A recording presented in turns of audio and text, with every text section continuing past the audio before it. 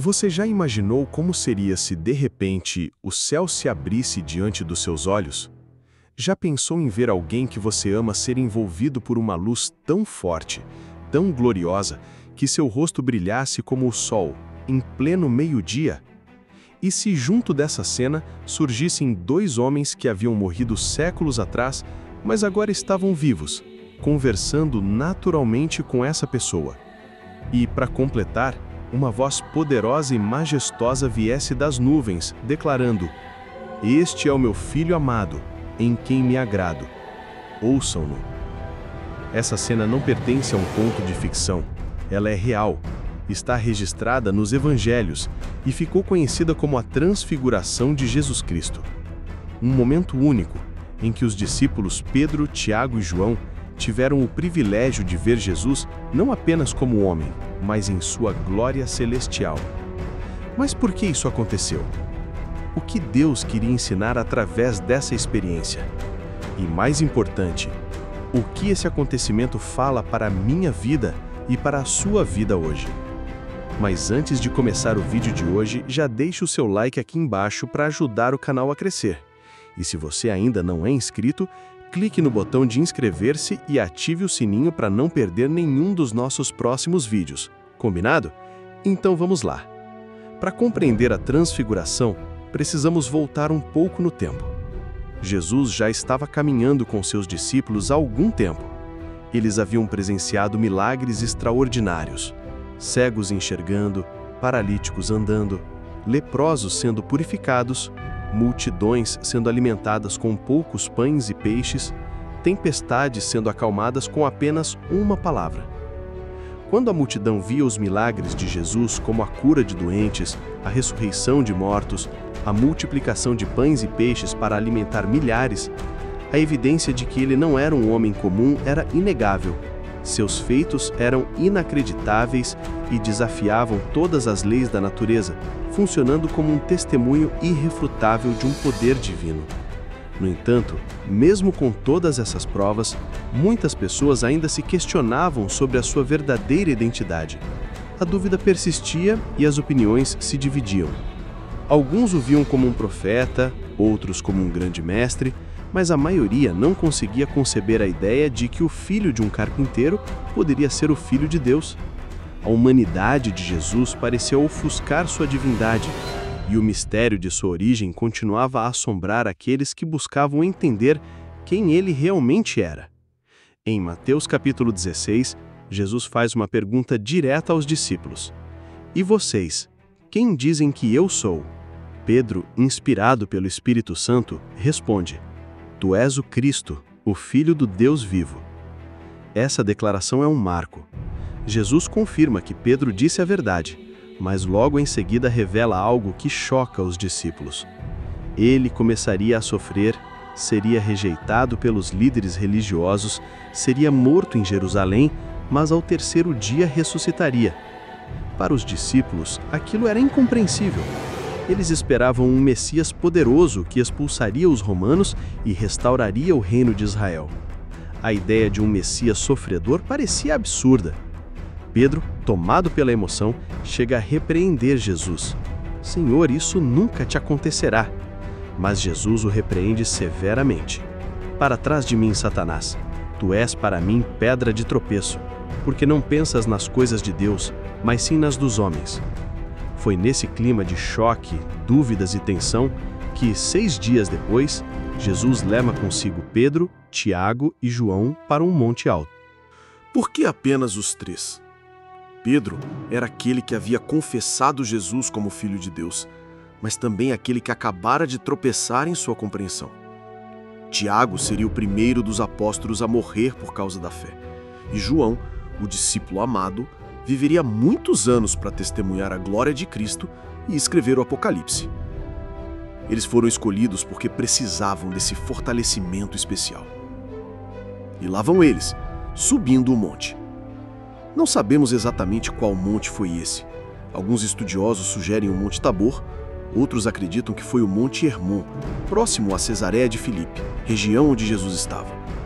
Mas o lugar exato não é o mais importante. O que importa é o que aconteceria no topo.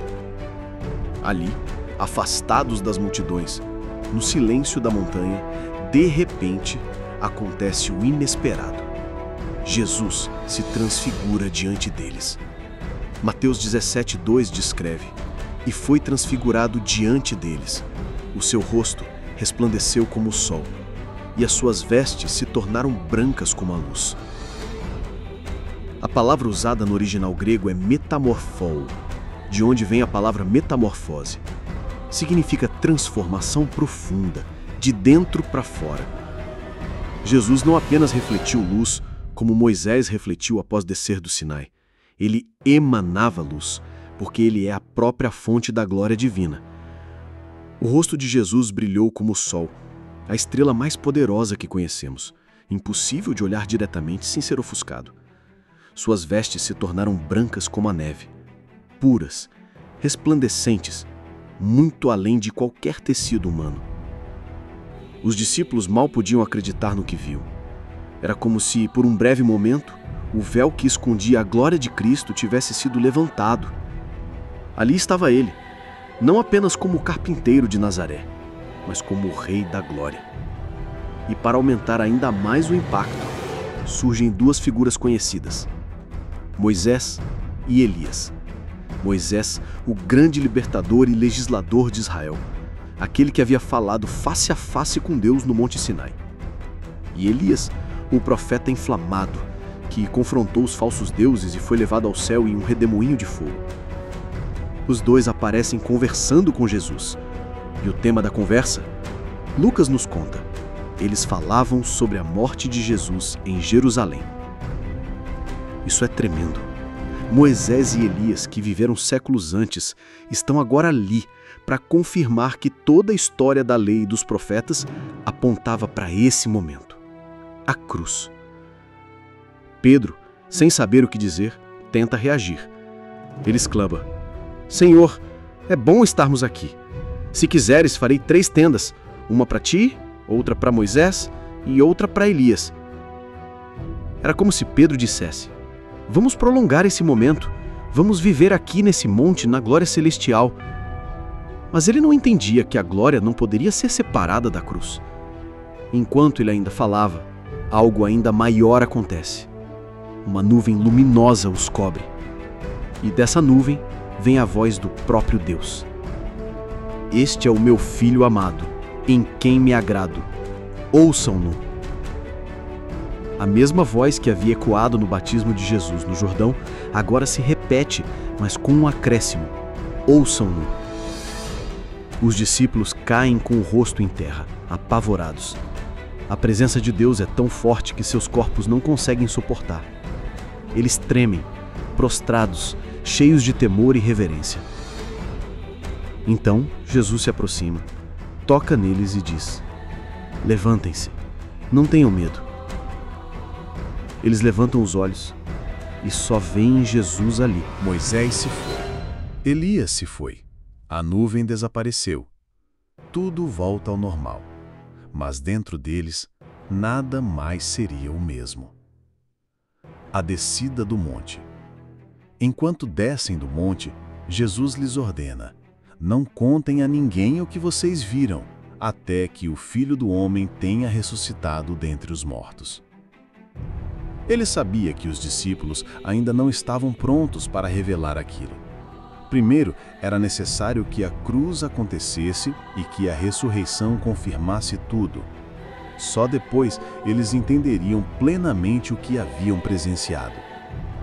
E de fato, anos depois, Pedro escreveria em sua carta: "Porque não seguimos fábulas engenhosamente inventadas quando vos fizemos conhecer o poder e a vinda de nosso Senhor Jesus Cristo, mas fomos testemunhas oculares da sua majestade. Pois ele recebeu de Deus Pai honra e glória quando da magnífica glória lhe foi dirigida a vós. Este é o meu Filho amado, em quem me agrado." Nós mesmos ouvimos essa voz vinda do céu quando estávamos com ele no Monte Santo. A memória daquele dia nunca saiu do coração de Pedro.